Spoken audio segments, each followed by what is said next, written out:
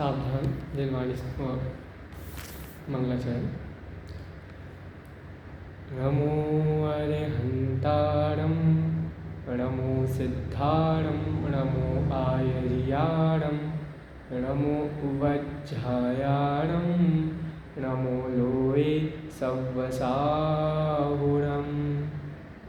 सहजानंद चैतन्ये प्रकाशाय महीयसे नमो नेकांत विश्रांत महिम्ने परमात्मने निस्वरूप को परम रस जामे भरो अपार वंदो परमानंदमय समय सार अविकार कुंद कुंद मुनि चंदवल अमृत चंद मुनि इंद आत्मरसी वानारसी वंदो पद अरविंद वंदो पद अरविंद। आज हम चर्चा करेंगे नाटक समय सार के आधार से कुछ विशेष प्रकरण स्याद्वाद अधिकार का। सर्वप्रथम आज की जो चर्चा है वो एक ऐसे पंडित के द्वारा विरचित ग्रंथ की है जो एक अद्भुत ग्रंथ है, अनुपम ग्रंथ है, जो कुंदकुंद आचार्य के सार को परोसने वाला है। ऐसा ये नाटक समय सार ग्रंथ, इसके माध्यम से आज हम कुछ विशेष चर्चा करेंगे। चूँकि आज से 2000 वर्ष पूर्व आचार्य कुंदकुंद स्वामी ने हम सब पामर जीवों के लिए दिव्य ध्वनि का सार, प्रवचन सार लिखा। आचरण सुधारने के लिए समय सार अष्टपाहुर लिखा और निरंतर आत्मा को जानने के लिए समय सार लिखा। आत्मा को जानने का क्या उपाय है, उसको जानेंगे तो हमें कैसा अनुभव आएगा, क्या फल मिलेगा, ऐसा समय सार ग्रंथ लिखा। तो उस समय सार ग्रंथ जो इतना महत्वपूर्ण ग्रंथ है, सबको पढ़ने योग्य है, पढ़ना ही चाहिए। आचार्य कुंदकुंद का आदेश है, हर जैनी को नतमस्तक होकर उनकी आज्ञा को मानना चाहिए। तो ऐसे समय सार को हम समझे कैसे, क्योंकि समय सार तो ज्ञानी जनों के लिए लिखा है। चाहे उसमें संक्षिप्त रुचि वाले शिष्य हों, मध्यम रुचि वाले शिष्य हों या उत्तम रुचि वाले शिष्य हों, ये शिष्य होना भी बहुत महत्वपूर्ण बात है। सभी शिष्य नहीं कहलाते। संक्षिप्त रुचि वाले शिष्य भी बहुत दुर्लभता से मिलते हैं। उत्तम रुचि वालों की तो बात बहुत दूर, संक्षिप्त रुचि वाले शिष्य भी नहीं मिलते। इसलिए हमको क्या समझना है, नाटक हमें समय सार के आधार से क्या समझना है, हम समय सार को कैसे समझे, जन जन समय सार को कैसे जाने, इसलिए पंडित जी ने नाटक समय सार ग्रंथ को लिखा। क्यों? क्योंकि नाटक समय सार को इसलिए लिखा ताकि उसके माध्यम से सभी जन समय सार के मर्म को समझ सके, उसके हाथ को समझ सके, इसलिए नाटक समय सार लिखा। अब सर्वप्रथम विचार करें इसके रचयिता पंडित बनारसी दास जी, जो एक अद्भुत पंडित हैं, विद्वान हैं, जो हम उनको, अभी तो वो है नहीं, फिर भी हम कहेंगे वो हैं। क्यों हैं? क्योंकि उनके द्वारा किया गया कार्य आज भी जिंदा है, और जिंदा वही रहता है जिसका कार्य उत्तम हो, जो इतिहास में प्रसिद्ध हो, जिसने अपने आप को इतिहास में अमर कर लिया हो। ऐसे पंडित बनारसी दास जी द्वारा विरचित महान ग्रंथ नाटक समय सार। क्योंकि पंडित बनारसी दास जी तो बहुत प्रसिद्ध कवि हैं, जिनको पूरा जन जन विश्व अच्छे से हर जैनी अपने हृदय में बसा के रखता है। अब उनके बारे में कितना क्या बातें हैं, उनके बारे में बहुत सारी बातें हैं। बहुत उन्होंने स्वयं एक अपनी कथा लिखी, आत्मकथा अर्थ कथानक के नाम से, जो कि बहुत ही प्रसिद्ध है और इसको जानना चाहिए। ये अर्थ कथानक बहुत ही अच्छा ग्रंथ है। इसलिए हम सभी को शांतपूर्वक इस समय सार को समझना है तो नाटक समय सार के आधार से ही समझना होगा, क्योंकि नाटक समय सार के आधार से पंडित जी ने बहुत ही उत्तम बात हम सबको समझाई है। अब विचार करते हैं कि नाटक समय सार, इसका नाम, क्योंकि कुंदकुंद स्वामी ने नाम रखा समय सार। अब आचार्य कुंदकुंद स्वामी ने नाम तो रखा समय सार, लेकिन पंडित बनारसी दास जी ने नाटक समय सार क्यों नाम रखा? तो अगर उन्होंने इसकी टीका तो लिखी है नहीं, टीका लिखे तो नाम कुछ और भी रखें, लेकिन ये टीका ग्रंथ है नहीं, तो ये नाटक समय सार इसका नाम क्यों, ये नाटक क्यों बना दिया उन्होंने? अरे भाई, आचार्य अमृतचंद स्वामी ने आज से 1000 वर्ष पूर्व पहले जो समय सार पे आत्मख्याति नाम की टीका लिखी थी, उसी की व्याख्या, उसी की मतलब आत्मख्याति टीका लिखी है ना, वो नाटक कला में लिखी है। वही नाटक कला पंडित बनारसीदास जी ने अपनाई, इसलिए उन्होंने इस कृति का नाम नाटक समेसार रखा। क्यों? क्योंकि नाटक के आधार से यहाँ पर खेल रचा जाएगा। कैसा खेल? कि जीव आएगा फिर अजीव आएगा, फिर दोनों में लड़ाई होगी, जीव जीतेगा, अजीव चला जाएगा। फिर पुण्य पाप आएंगे जीव को फंसाने के लिए, लेकिन पुण्य पाप में जीव नहीं फंसेगा, भेद विज्ञान कर लेगा। इसलिए ऐसे ऐसे करके उन्होंने इस कृति का नाम नाटक समेसार रखा। अब हम इसके मुख्य विषय पर आते हैं, स्यादवाद अधिकार। चूँकि स्यादवाद अधिकार आचार्य कुंदगुन स्वामी ने नहीं लिखा, ये तो अमृतचंद स्वामी ने लिखा है। क्यों लिखा है? क्योंकि स्यादवाद अधिकार को, स्यादवाद को समझे बिना जिन शासन समझ में नहीं आएगा, स्यादवाद को समझे बिना समय सार समझ में नहीं आएगा। आचार्य अमृतचंद स्वामी ने लिखा है, ये जिन शासन अस्खलित शासन है, ये स्खलित नहीं होता। क्यों स्खलित नहीं होता? क्योंकि इसमें स्यादवाद है, अनेकांत है। ये अनेकांत स्यादवाद के आधार से जिंदा है, और इस जिंदा जिन शासन को कोई मुर्दा नहीं कर सकता, इसलिए ये स्यादवाद अधिकार लिखा। आचार्य अमृतचंद स्वामी जो स्यादवाद अधिकार की उन्होंने जो रचना की है, पंडित बनारसीदास जी ने उसको सरल भाव से यहाँ पर स्पष्ट किया है। यहाँ पर पंडित बनारसीदास जी पहले अमृतचंद स्वामी की प्रतिज्ञा को दोहरा रहे हैं। क्या लिखते हैं? अद्भुत ग्रंथ अध्यात्म वाणी, समुझे को विरला ज्ञानी, या में स्यादवाद अधिकारा, ताको जो कीजे विस्तारा, तो ग्रंथ अति शोभा पावे, वह मंदिर यऊ कलश कहावे, तब चित्त अमृत वचन गढ़ी खोले, अमृत चंद्राचार्य बोले। पंडित बनारसीदास जी क्या लिख रहे हैं कि अद्भुत ग्रंथ अध्यात्म वाणी, ये ग्रंथ अध्यात्म का सर्वोपरि ग्रंथ है। जो समेसार है वो जिन शासन अध्यात्म का सर्वोपरि ग्रंथ है, ये प्रमुख है, और इसकी वाणी एकदम अध्यात्ममय है। समुझे को विरला ज्ञानी, कोई विरले ज्ञानी होते जो इस बात को समझ पाते, सभी नहीं समझ पाते। यहाँ में स्यादवाद अधिकार ताको जो कीजे विस्तारा, इसमें मैं स्यादवाद अधिकार को कहूँगा विस्तार से थोड़ा। क्यों विस्तार से कह रहे हैं? इसलिए कहना पड़ेगा क्योंकि स्यादवाद को समझना बहुत मुश्किल है। स्यादवाद समझ में नहीं आएगा तो कोई भी अपेक्षा समझ में नहीं आएगी, और अपेक्षा समझ में नहीं आई तो जीव भटक जाएगा, भ्रष्ट हो जाएगा, वो आभासी हो जाएगा, निश्चयाभासी हो सकता है, व्यवहाराभासी हो जाएगा, या उभयाभासी हो जाएगा। इसलिए स्यादवाद को समझना। तो ग्रंथ अति शोभा पावे, स्यादवाद को समझ लिया तभी ये ग्रंथ की शोभा है, अन्यथा इस ग्रंथ की शोभा नहीं है। वह मंदिर यहू कलश कहावे, मंदिर समेसार रूपी मंदिर तो बना लिया, लेकिन उस पर कलश नहीं चढ़ाए जाएंगे तो वो मंदिर की शोभा नहीं बढ़ती।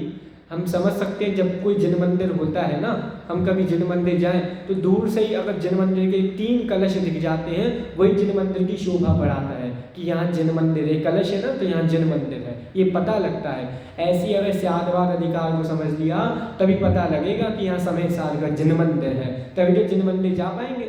अगर हमें दूर से नहीं दिखेगा कलश, स्यादवाद का कलश नहीं दिखेगा तो जिन मंदिर में तो प्रवेश करेंगे नहीं, मार्ग भटक जाएंगे, तो जिन मंदिर से दूर चले जाएंगे। तो ग्रंथ अति शोभा पावे, वह मंदिर यो कलश कहावे, तब चित अमृत वचन गढ़ी खोले, अमृतचंद आचार्य बोले। तब आचार्य अमृतचंद स्वामी अपने हृदय को खोल कर समेसार रूप समेसार में स्यादवाद अधिकार को रचते हैं। आगे कह रहे हैं आचार्य पंडित बनारसीदास जी लिख रहे हैं, कुंद कुंद नाटक विषय कयो दरब अधिकार, स्यादवाद ने साधि में कयो अवस्था द्वार, कहो मुक्ति पद की कथा कहो मुक्ति को पंथ, जैसे घृत कारज जहाँ ता कारण दधिमंथ।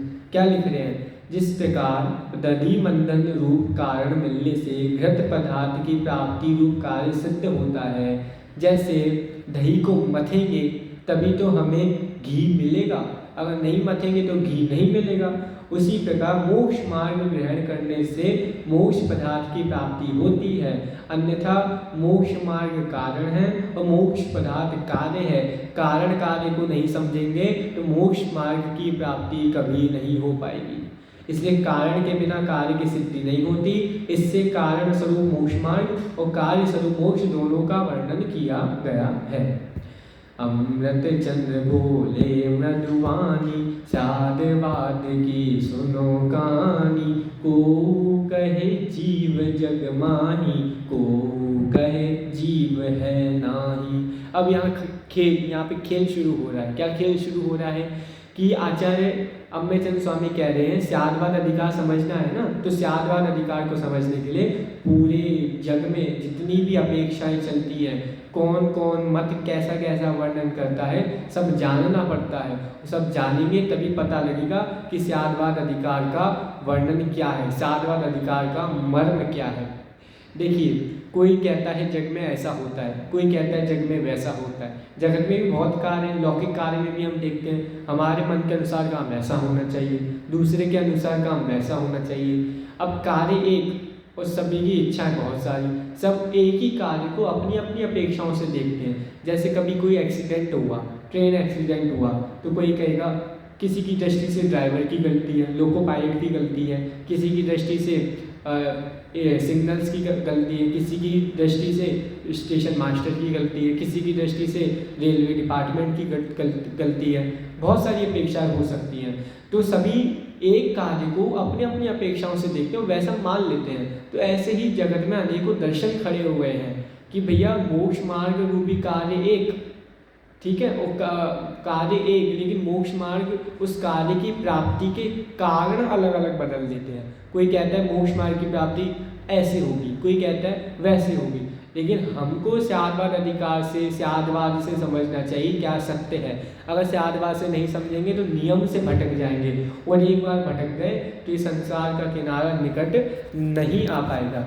इसलिए स्यादवाद अधिकार को हमको समझना चाहिए। देखिए, को कहे जीव जग माही, को कहे जीव है नाही। कोई कहता है जीव जग में है, कोई कहता है जीव जग में नहीं है। अरे ये कैसी बात हुई, हमको तो प्रत्यक्ष दिख रहा है ना, जीव है, हम सब जीव हैं, जीव द्रव्य हैं, इतने सारे जीव हमको दिखते हैं। कोई प्रत्यक्ष में दिख रहा है जीव है, तो भाई कैसे कह सकते कि जीव नहीं है। अरे भैया, बहुत मत हैं जो कहते हैं जीव नहीं है, जीव की सत्ता की स्वीकृति वो लोग नहीं मानते हैं कि भैया जीव अस्थि से तो है, नास्ति से नहीं है। मतलब जीव अभी है, बाद में नहीं रहेगा, लेकिन ऐसा नहीं है। हम इसमें भी स्यादवाद समझा सकते हैं कि स्यादवाद से जीव है भी और स्यादवाद से जीव नहीं भी है। कैसे है? जीव तो त्रिकाल है, क्योंकि द्रव्य और द्रव्य त्रिकाल रहता है, तो इस अपेक्षा से जीव तो है। अब नास्ति से जीव कैसे नहीं है? अरे भैया, ये जो मनुष्य अवस्था है, अब इसके बाद मरकर जो पर्याय बदलेगी, तब या स्वर्ग में जाएंगे या नरक जाएंगे या देव बन जाएंगे, कहीं भी जाएंगे, तब हमको पता लगेगा कि जीव नहीं है।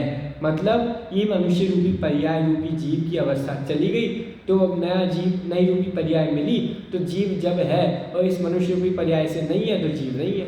तो इस अपेक्षा से दोनों बात सत्य हैं, लेकिन अगर हम एक बात मानकर बैठ जाएंगे कि जीव नहीं है, तो भैया ये तो गलत कार्य है, ये सही भी नहीं है। इससे हमें कोढ़ हो सकता है, इससे हमें निश्चयाभास का कोढ़, व्यवहाराभास का कोढ़ चल सकता है। अब क्या कहते हैं आगे? अब बहुत सारे 14 मत पंडित जी यहाँ बता रहे हैं, आचार्य देव ने भी आत्मख्याति में गिनाए हैं 14 मत। वैसे उन 14 का समूह रूप से हम पाठ करते हैं। वैसे उनकी मान्यता क्या है? ज्ञान को कारण गेय आत्मात्र लोकमय, गेय सो अनेक ज्ञान मेले गेय छाई है। जो लो गेय तो लो ज्ञान, सर्वधर्म में विज्ञान, गेय क्षेत्र मान ज्ञान, जीव वस्तु नाही है। देह न से जीवन से देह उपजत लस, आत्मा चेतना सत्ता अंश माही है। जीव छिन्न भंगुर अज्ञानक सहज रूपी ज्ञान, ऐसी ऐसी एकांत अवस्था मूढ़ पाई है। ऐसी ऐसी एकांत अवस्था मूढ़ पाई है। क्या कह रहे हैं यहाँ पर? कि 14 प्रकार की मान्यताओं का वर्णन कर रहे हैं। ये 14 प्रकार की मान्यता वाले जीव, वैसे मान्यताएं तो अनेक हैं, अनंत हैं, लेकिन मुख्य रूप 14 हैं। वो मान्यताओं का खंडन यहाँ करेंगे। सबसे पहले क्या पहली मान्यता है ज्ञेय। एक पक्ष यह मानता है कि ज्ञान के लिए ज्ञेय कारण है, मतलब ज्ञेय होंगे तो ज्ञान होगा, ज्ञेय नहीं होंगे तो ज्ञान नहीं होगा। मैंने अपनी इन आँखों से पदार्थ को जाना, तो कैसे जाना? सामने ज्ञेय उत्पन्न था इसलिए जाना। वही सामने शास्त्र रखा है तो हमने जाना कि शास्त्र है, और ज्ञेय नहीं होंगे तो ज्ञान भी नहीं होगा। तो ऐसी मान्यता का प्रथम पक्ष जो है उसका खंडन आचार्य देव क्या करते हैं, देखिए। कुमूढ़ कहे जैसे प्रथम सवारी भीति पाछे ताके ऊपर सुचित्र आछू लिखिए, तैसे मूल कारण प्रगट घट पत जैसो तैसो ताहाँ ज्ञान रूप कारण विषेखिए। ज्ञानी कहे जैसी वस्तु तैसो ही स्वभाव ताको, ताते ज्ञान ज्ञेय भिन्न भिन्न पद पेखिए। कारण कारज दो एक ही में नीह चेपे, तेरो मत साचो व्यवहार दृष्टि देखिए। क्या कह रहे हैं? ये जो लोग ऐसा मानते हैं कि ज्ञेय के अनुसार ज्ञान है, ज्ञेय ज्ञान का कारण है, ऐसा मीमांसक मत है। मीमांसक मत की ऐसी मान्यता है। अब उसका खंडन क्या कर रहे हैं? कोई अज्ञानी कहते हैं कि पहले दीवार साफ करके पीछे उस पर चित्रकारी करने से चित्र अच्छा आता है, और यदि दीवार खराब हो तो चित्र भी खराब उभरता है। उसी प्रकार ज्ञान के मूल कारण घट पट आदि ज्ञेय जैसे होते हैं, वैसा ही ज्ञान रूप कार्य होता है। इससे स्पष्ट है कि ज्ञान का कारण ज्ञेय है। इस पर स्यादवादी ज्ञानी संबोधन करते हैं, क्या करते हैं कि जो जैसा पदार्थ होता है वैसा ही उसका स्वभाव होता है। इससे ज्ञान और ज्ञेय भिन्न भिन्न पदार्थ हैं। निश्चय से कारण और कार्य दोनों एक ही पदार्थ में है। इससे तेरा जो मंतव्य है वो व्यवहार साचो है, व्यवहार दृष्टि पेखी है। तेरी बात व्यवहार दृष्टि से एकदम ठीक है, लेकिन दूसरा पक्ष भी तो समझना पड़ेगा ना। व्यवहार मतलब उपचार है, और उपचार में भी उपचार किया जाता है, तो इसलिए व्यवहार तो असत्यात है, भूतात है, वो सच्चा मत नहीं है, लेकिन निश्चय जो मत है वही सच्चा है। तो उसको तुम्हें देखना चाहिए कि भैया ज्ञेय के अनुसार ज्ञान नहीं होता। ज्ञान में तो ज्ञेय जानने में आते हैं, ज्ञेय होगा तभी ज्ञान होगा, ये तो गलत बात है। इसलिए आचार्य माणिक्य पर मल्लघु अनंत वीर स्वामी ने लिखा है प्रमेय रत्नमाला में, पिहिते कारागारे तमसीचा शुचि मुखाग्र दुर्भेद्ये, मयि चांद मिलित नयने तथापि कांताननम व्यक्तम। इस प्रकार वो कह रहे हैं भैया सामने पदार्थ मौजूद नहीं हो फिर भी ज्ञान होता है। कैसे?